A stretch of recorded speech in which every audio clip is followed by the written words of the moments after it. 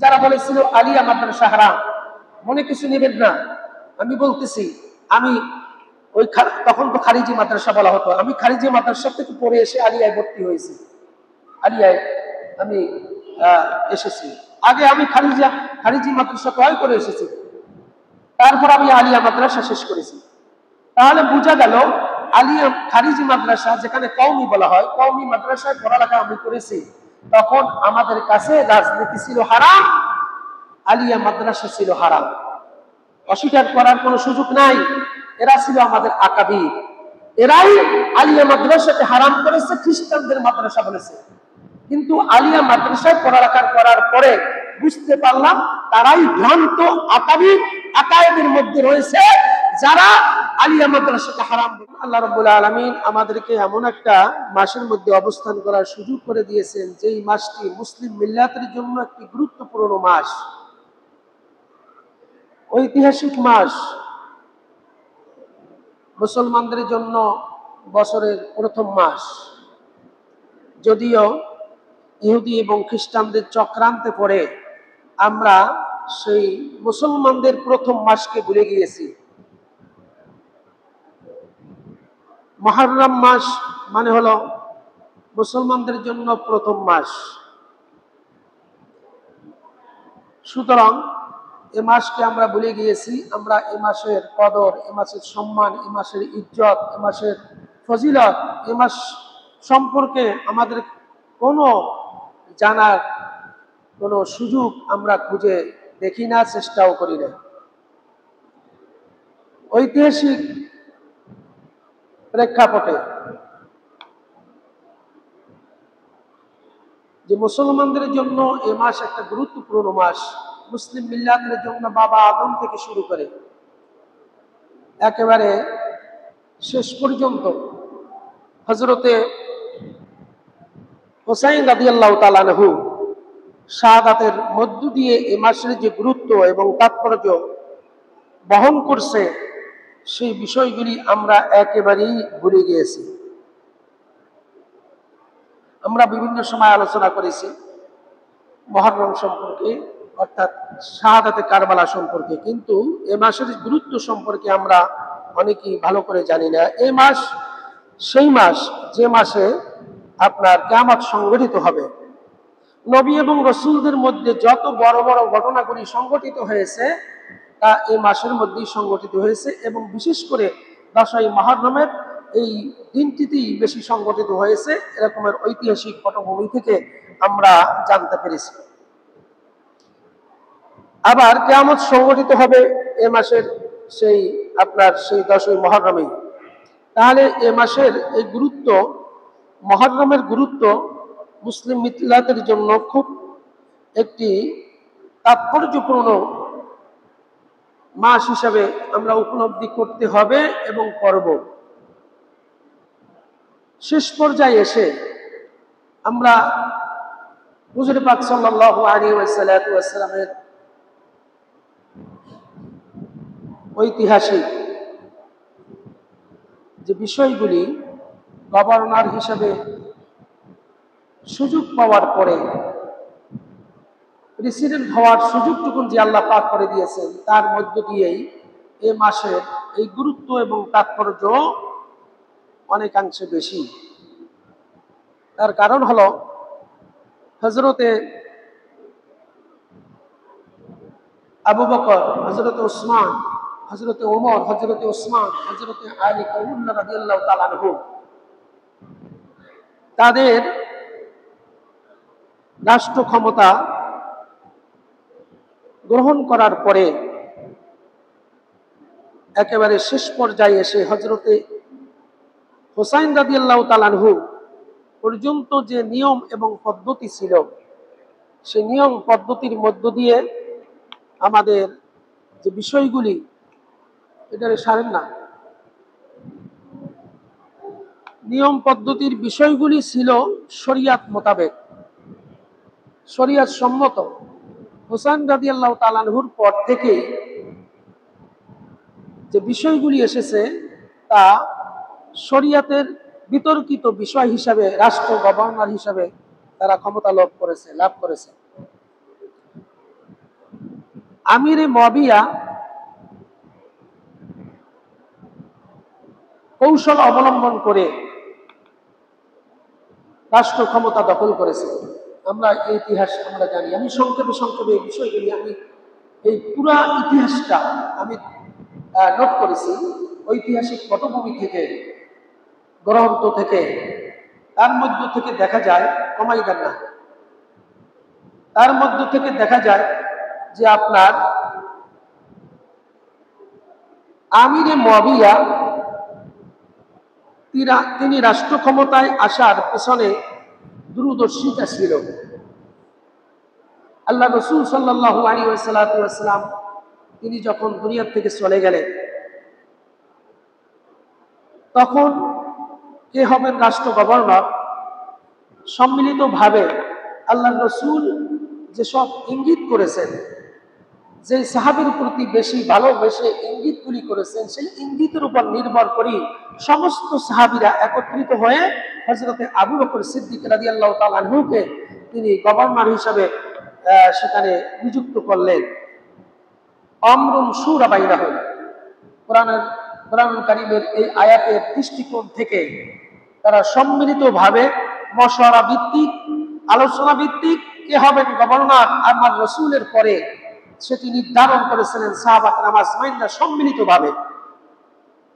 হযরতে আবু বকর রাদিয়াল্লাহু তাআলা আনহু গভর্নর হলেন।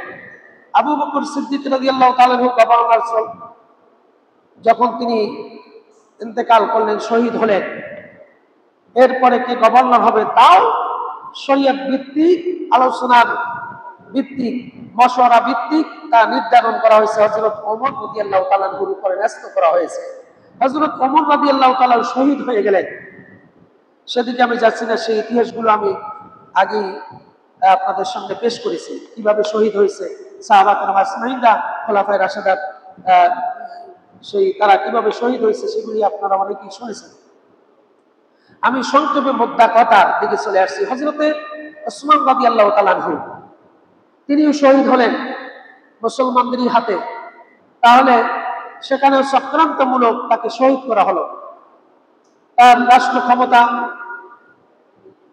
যখন শহীদ হওয়ার পরে এখন কে গভর্নর হবে, রাষ্ট্র ক্ষমতায় কে আসবে তাও নির্ধারণ করা হলো সাহাবা কেরাম আজমাইনদের মতামতের ভিত্তিতে, মশওয়ারা ভিত্তিতে আপনার হযরত আলী রাদিয়াল্লাহু তাআলা আনহুকে রাষ্ট্র ক্ষমতায় বসানো হলো। কিন্তু হযরত আলী রাদিয়াল্লাহু তাআলা আনহু আপ্রাণ প্রচেষ্টা করেছে রাষ্ট্র ক্ষমতায় না আসার জন্য, কিন্তু হযরত আলী রাদিয়াল্লাহু তাআলা আনহুকে জোর করে, যে হযরত আলী রাদিয়াল্লাহু তাআলা আনহু সমকক্ষ সাহাবী, সমকক্ষ এরকমের দ্বীনি এলেমদার আর কেউ নেই, এইটা মনে করি সমস্ত সাহাবীরা আপনার মশওয়ারা করে হযরত আলী রাদিয়াল্লাহু তাআলা আনহুকে ক্ষমতায় বসালেন, রাষ্ট্র ক্ষমতা দিলেন। এই রাষ্ট্র ক্ষমতা যে শরীয়ত ভিত্তিক একটি জায়েজ জিনিস, এই জায়েজটাকে যারা আমরা আকাবির মানি, যাদেরকে আমরা বড় মানি, তারা কিন্তু এক সময় হারাম করে দিয়েছিল। কেমন হারাম? এই রাজনীতিটা, গভর্নর প্রেসিডেন্ট হওয়াটাকে এমন হারাম করেছে, মুসলমানদের মধ্যে রাজনীতিটাই যেন হারাম। বিষয়টা এমন ছিল। আমি গত জুমাতে বলেছি, আকাবির তারা, আকাবির হচ্ছে তারাই যারা শরীয়ত ভিত্তিক কোরআন এবং হাদিসের আলোকে জীবন যাপন করে, তারাই হচ্ছে আমাদের আকাবির। আর যে সমস্ত আকাবিররা শরীয়তের বিপরীতে অবস্থান নিয়ে শরীয়তকে আপনার জলাঞ্জলি দিয়েছে, শরীয়তকে কবর দিয়েছে, তারা আমাদের কোনোদিন আকাবির হতে পারে না। যারা বলেছিল আলিয়া মাদ্রাসা হারাম, মনে কিছু নেবেন না, আমি বলতেছি, আমি ওই তখন তো খারিজি মাদ্রাসা বলা হতো, আমি খারিজি মাদ্রাসা থেকে পড়ে এসে আলিয়ায় ভর্তি হয়েছি, আলিয়ায় আমি এসেছি। আগে আমি খারিজি মাদ্রাসা ক্রয় করে এসেছি, তারপর আমি আলিয়া মাদ্রাসা শেষ করেছি। তাহলে বোঝা গেল আলিয়া খারিজি মাদ্রাসা, যেখানে কওমি বলা হয়, কওমি মাদ্রাসায় পড়ালেখা আমি করেছি, তখন আমাদের কাছে রাজনীতি ছিল হারাম, আলিয়া মাদ্রাসা ছিল হারাম, অস্বীকার করার কোনো সুযোগ নাই। এরা ছিল আমাদের আকাবির। এরাই আলিয়া মাদ্রাসাকে হারাম করেছে, খ্রিস্টানদের মাদ্রাসা বলেছে। কিন্তু আলিয়া মাদ্রাসায় পড়ালেখা করার পরে বুঝতে পারলাম তারাই ভ্রান্ত আকায়েদের মধ্যে রয়েছে, যারা আলিয়া মাদ্রাসাকে হারাম বলেছে। ঠিক না বেঠিক? আলিয়া মাদ্রাসা ওই সময়ের জন্য ফরজ ছিল, মুসলমানদের জন্য ফরজ ছিল। তার কারণ হলো ইংরেজি শিক্ষা হারাম ওই আকাবিররা বলেছে, খারিজি আকাবিররা ইংরেজি শিক্ষাকে হারাম বলেছে, সমস্ত মুসলমানরা ইংরেজি শিক্ষাকে হারাম করে দিয়েছে। ঠিক বললাম না ব্যাঠিক বললাম? সম্পূর্ণ ঠিক, মিথ্যার কোনো আশ্রয় আমি নিতে চাই না। ইতিহাস খুঁজে দেখেন, আমাদের মুরব্বীরা আকাবিররা বলেছে ইংরেজি শিক্ষা করা হারাম। তার কারণ হলো ইংরেজি হচ্ছে খ্রিস্টানদের ভাষা। এমন একটা সময় যে ভাষাকে আল্লাহ পাক, সমস্ত ভাষা, শত শত ভাষা আছে এই পৃথিবীর জমিনে, এই সৃষ্ট জীবের উপর, কিন্তু প্রত্যেক ভাষার ভাষা বুঝেন কে? আমার আল্লাহ। খ্রিস্টানদের ভাষা যদি ইংরেজি হয়, তাহলে আমেরিকা খ্রিস্টানদের ভাষা, লন্ডনে ইংরেজি ভাষা, তাহলে ওখানকার কি মুসলমান নাই? ওখানকার মুসলমানরা কি ইংরেজি কথায় বলে না? ইংরেজি ভাষায় তারা গড বলে, আল্লাহকে দেখে না? তাহলে যদি ভাষা হারাম হয়, তাহলে আপনার আমেরিকা, লন্ডন যে সমস্ত ইংরেজি ভাষায় তারা ভাষিত, তারা মুসলমানরা তো হারাম হয়ে যাওয়ার কথা। ঠিক নেবে ঠিক? কিন্তু কেন হলো না? সমস্ত ভাষা আল্লাহর পক্ষ থেকে এসেছে।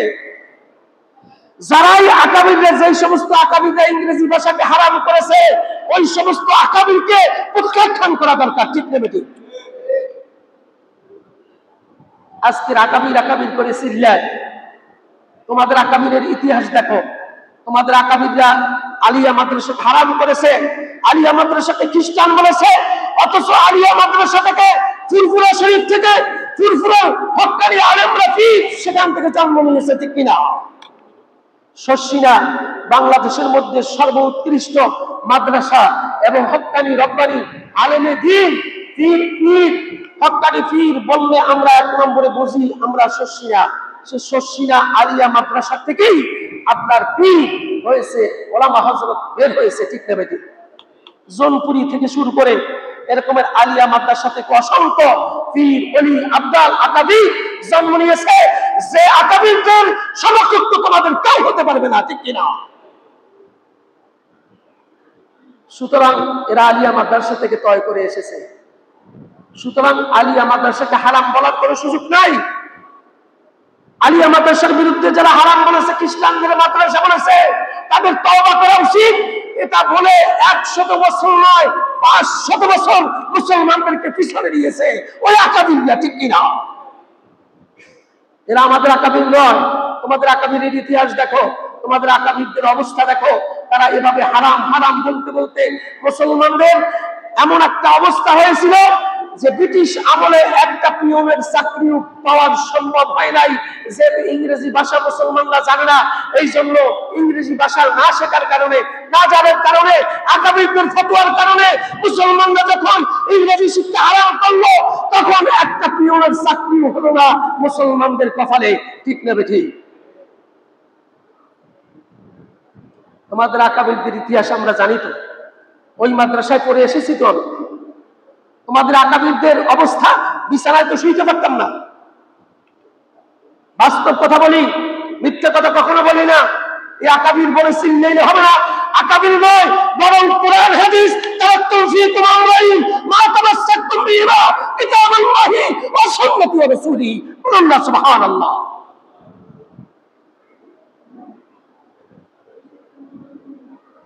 আল্লাহ রাসূলের শেষ ভাষণ, সেই ভাষণটা দেখেন না কি বলেছে? কোরআন এবং হাদিসের কথাই বলেছে। কোন কোন জায়গায় বলছে কোরআনের কথা। আমি একটা কিতাব রেখে গেলাম, যে কিতাবটার নাম আল কোরআন, আল্লাহর পক্ষ থেকে এসেছে মানুষের কল্যাণের জন্য, মঙ্গলের জন্য। সেটা তোমরা আঁকড়ে ধরিও, তোমাদের জন্য মঙ্গল হবে, কল্যাণ হবে, জান্নাতে যাওয়ার পথ হবে। এটা আমার রাসূল শেষ ভাষণে, বিদায় হজে শেষ ভাষণে সেটি বলেছিল।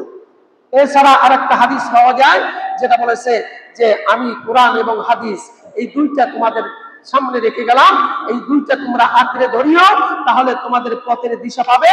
যেমনি ভাবে নাবিক সাগরে পড়ে দিক বিদিক হয়ে দিক নির্দেশনা পাচ্ছিল না, তখন আকাশের দিকে তাকিয়ে তারকা দেখে তার দিক নির্দেশনা যেমন নির্ণয় করে গন্তব্য স্থানে পুষতে সক্ষম হয়, তেমনি ভাবে সাগরে বসা মুসলমানরা যখন দিন হারিয়ে ফেলবে, তখন তোমরা দিন পাওয়ার জন্য, সঠিক পথ পাওয়ার জন্য, সিরাতুল মুস্তাকিমে আসার জন্য তোমরা কোরআন এবং হাদিসকে তোমরা আঁকড়ে ধরিও, তাহলে তোমরা দিনের সঠিক সন্ধান পেয়ে যাবে। বলুন না সুবহানাল্লাহ। আউলিল আমরি মিনকুম কখন? আউলিল আমরি মিনকুম তখন যখন আমার আউলিল আমর বলেছে ইংরেজি শিক্ষা হারাম, তখন আমার আউলিল আমরি তারা নয়, তারা আমাদের আউলিল আমরি নয়, আমার নয়, তারা আমাদের আকাবির নয়। যারা আলিয়া মাদ্রাসাকে হারাম বলেছে তখন তারা আমাদের আকাবির আউলিল আমরি নয়।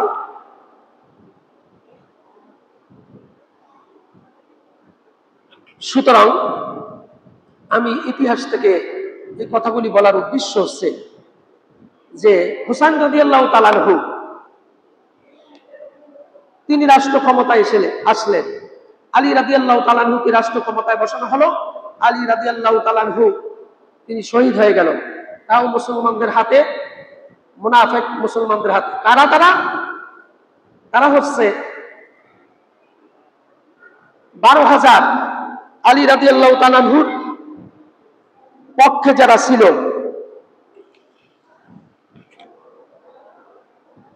এই 12,000 সাহাবী যারা আলী রাদিয়াল্লাহু তাআলার পক্ষে ছিল, তারা বের হয়ে গেল।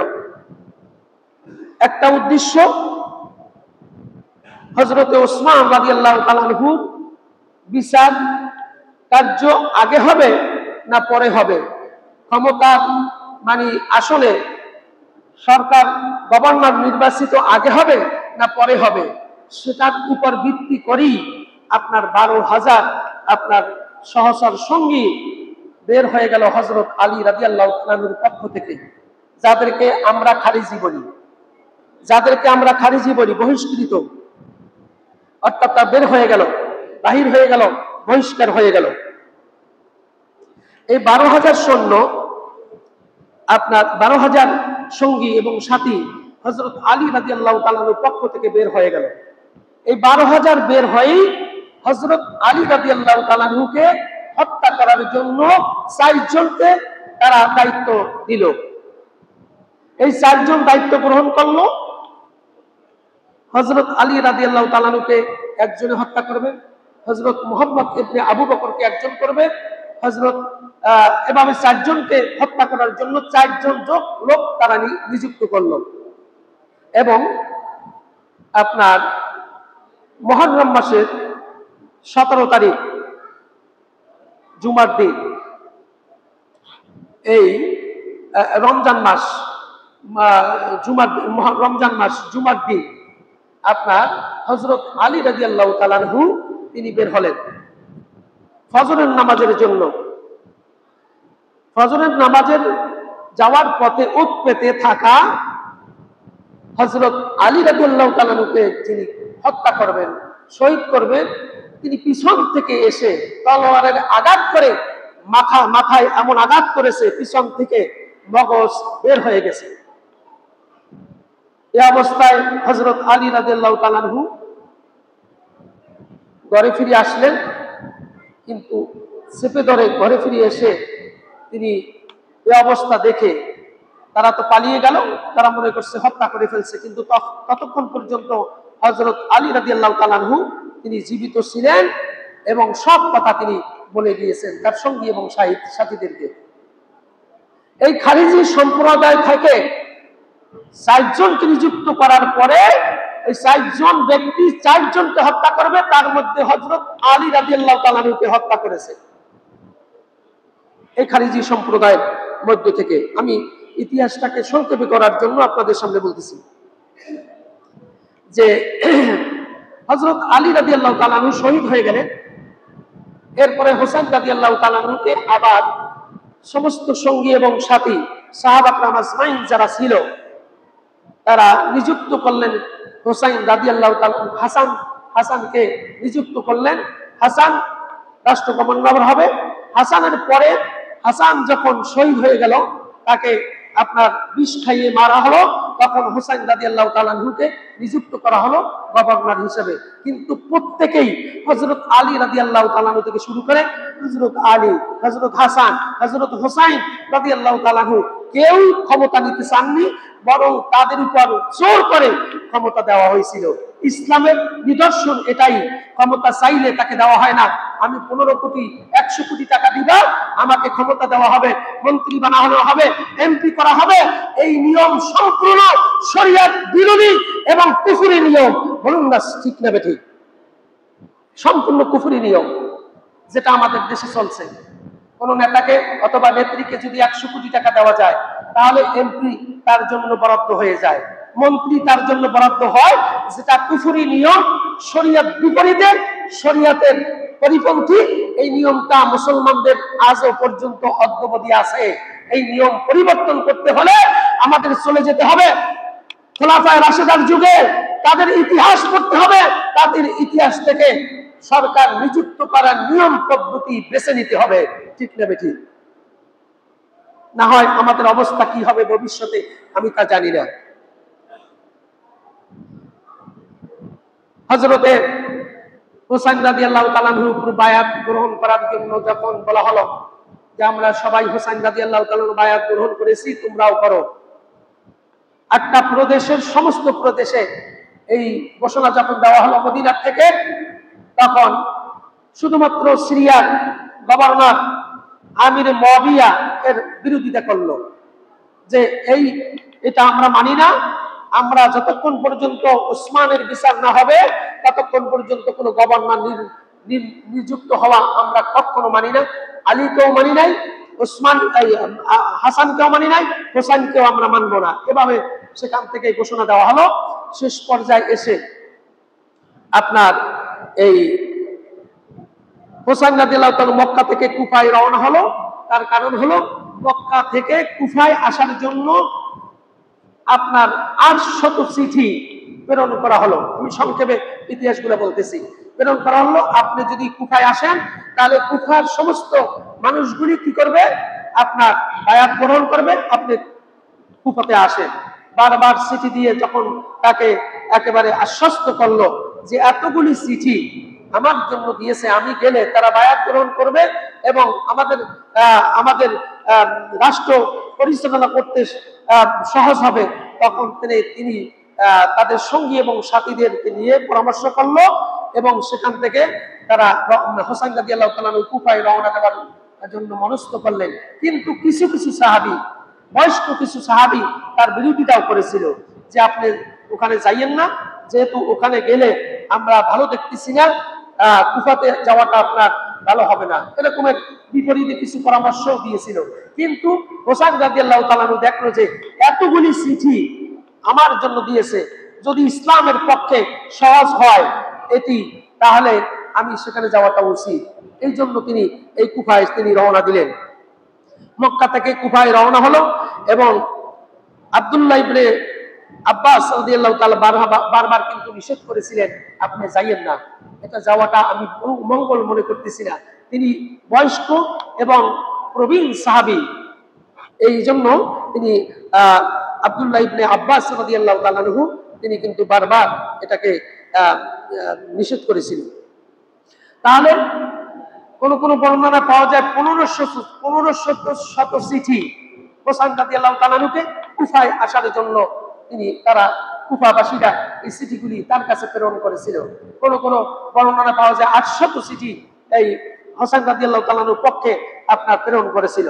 তাহলে এই চিঠিগুলি যাচাই বাছাই করি, তারপর দেখলো হুসাইন রাদিয়াল্লাহু তাআলা দেখলো যে কুফাকে যাচাই করার জন্য আমরা কি করি, তার চাচাতো ভাই মুসলিম বিন আকিলকে কুফায় পাঠানোর একটা নির্দেশনা দিল। মুসলিম বিন আকিলকে কুফায় পাঠাইলো। আসলে কি কুফাবাসীরা আমাকে চায়, আমার বায়াতটি গ্রহণ করতে চায়, রাষ্ট্র পরিচালনার ক্ষেত্রে তারা কি সহযোগিতা করতে চায়, সেটাকে যাচাই করার জন্যই আপনার চাচাতো ভাই মুসলিম বিন আকিলকে সেখানে পাঠানো হলো। মুসলিম বিন আকিল সেই অনুযায়ী সেখানে গেল।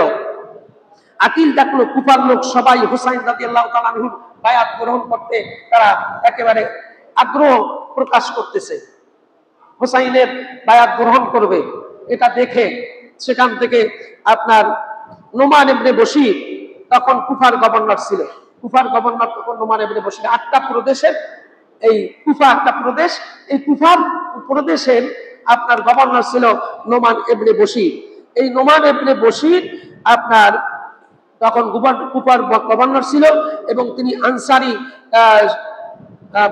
মানুষ ছিল, তিনি নম্র এবং ভদ্র মানুষ ছিল। সেও এ ব্যাপারে কোনো বাধা দিল না। ফলে 20,000 কুফাবাসী হোসাইনের পক্ষে মুসলিম বিন আকিলের কাছে বায়াত গ্রহণ করলেন হোসাইনের পক্ষে।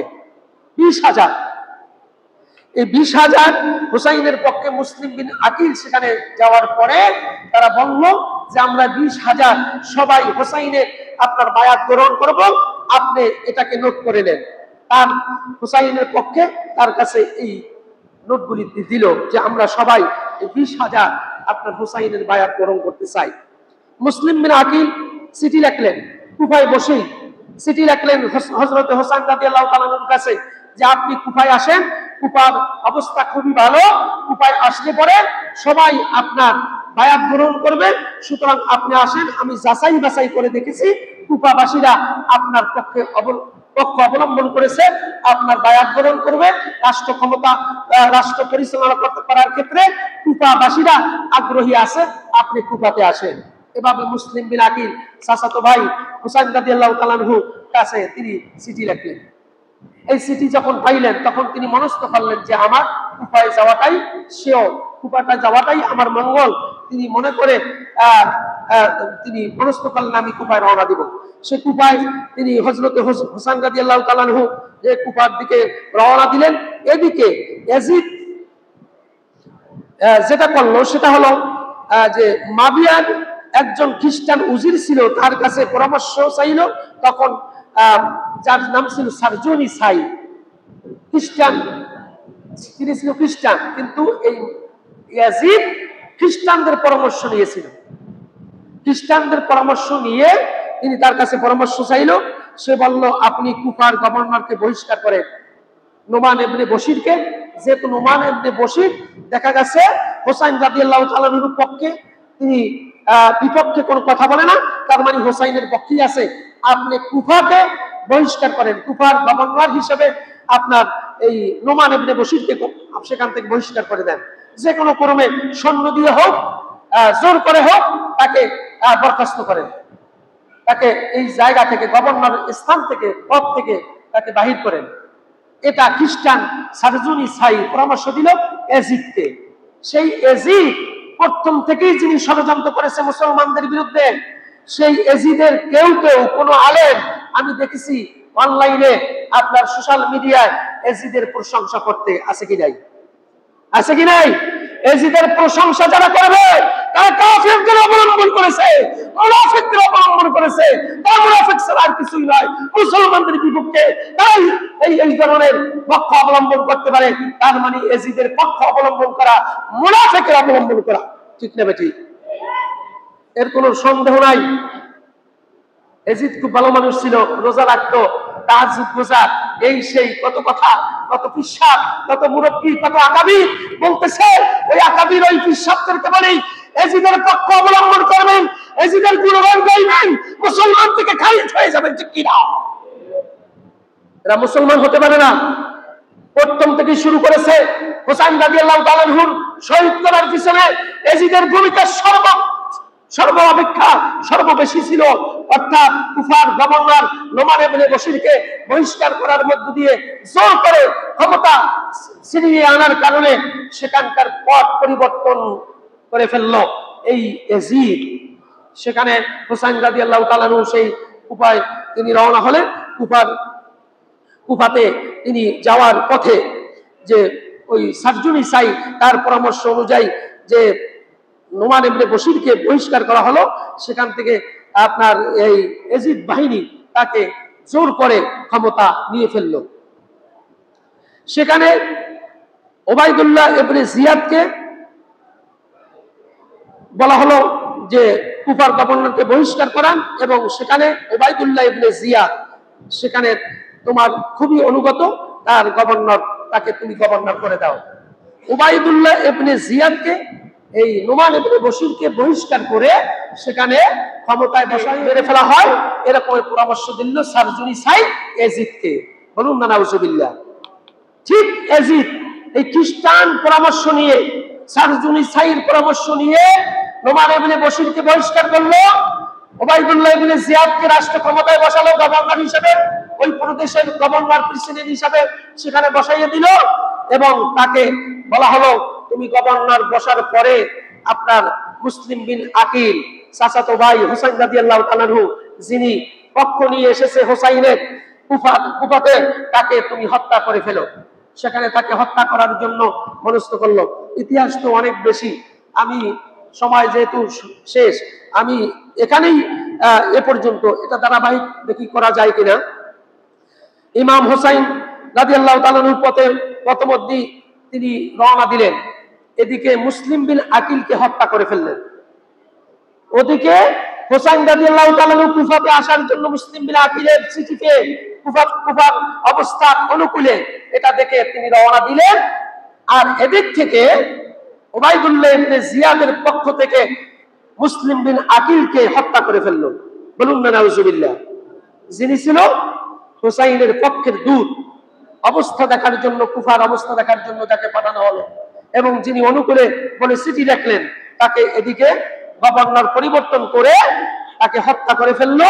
এটা হুসাইন রাদিয়াল্লাহু তাআলা আনহু ততক্ষণ পর্যন্ত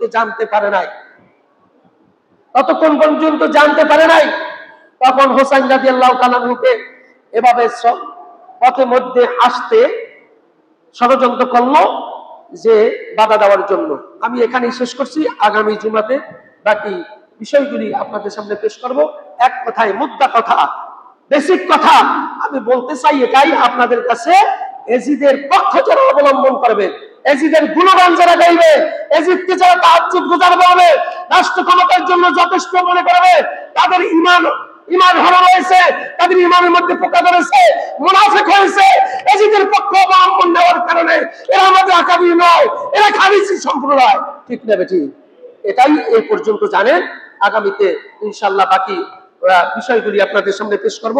আল্লাহ রাব্বুল আলামিন হুসাইনের পক্ষ অবলম্বন করে কিয়ামতের ময়দানে হুসাইনের সাথে ওই যুবকরা যেন জান্নাতি হতে পারে, যারা দুনিয়াতে হুসাইনের পক্ষ অবলম্বন করে জান্নাতে যাওয়ার জন্য উদ্গ্রীব ছিল, সেরকমের মন মানসিকতা তৈরি হওয়ার জন্যই আমরা বলি হুসাইনের পক্ষ অবলম্বন ছাড়া আর কোন পক্ষ অবলম্বন করার দুঃসাহস মুসলমানরা দেখাতে পারে না, মুনাফিক ছাড়া। ঠিক না বেটি? আল্লাহ পাক আমাদের সকলকে মুনাফিকি আচরণ থেকে বেঁচে থাকার তৌফিক ইনায়েত করুন। কোরআন হাদিসের আলোকে সাহাবা কেরাম আজমাইন যারা হকের উপর ছিল, তাদের পক্ষ অবলম্বন করে আমাদের জীবন যেন পরিসমাপ্তি ঘটাতে পারি, সেই তৌফিক আল্লাহ পাক আমাদেরকে দান করেন। সকলে বলে আমিন।